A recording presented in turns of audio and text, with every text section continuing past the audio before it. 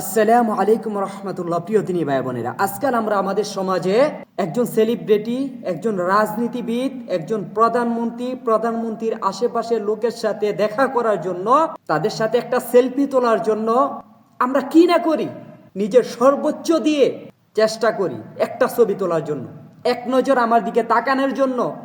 আফসোস, যার কোনো ফায়দা নাই, যার কোনো উপকার নাই, দেখা করলেও উপকার নাই, দেখা না করলেও উপকার নাই।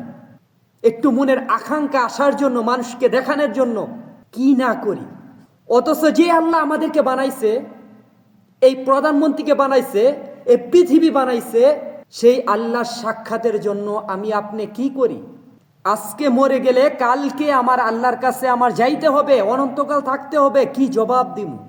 অথচ ওই মালিক বলতেছে, যে বান্দা আমার সাথে সাক্ষাৎ করার আকাঙ্ক্ষা করবে, আশা ব্যক্ত করবে, আমি আল্লাহ ওই বান্দার সাথে নিজে সাক্ষাৎ করব। সুবহানাল্লাহ।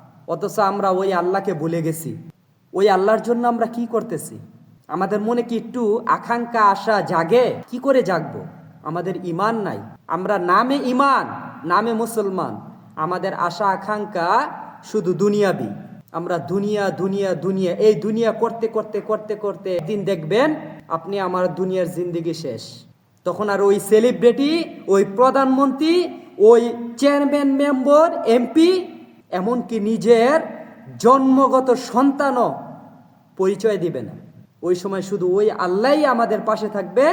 ওই আল্লাহ যদি তখন বলে, তোমরা দুনিয়াতে এত কিছু করছো আমার তৈরি একজন মানুষের সাথে একটু সাক্ষাৎ করার জন্য, আর আমি আল্লাহ যে বারবার বলতেছি, আমি আল্লাহ যে এই পৃথিবীর মালিক, দুনিয়াতের মালিক, আখেরাতের মালিক, আমার কাছে আসতে হবে আমার সাথে সাক্ষাৎ করার জন্য, তুমি কি করছো?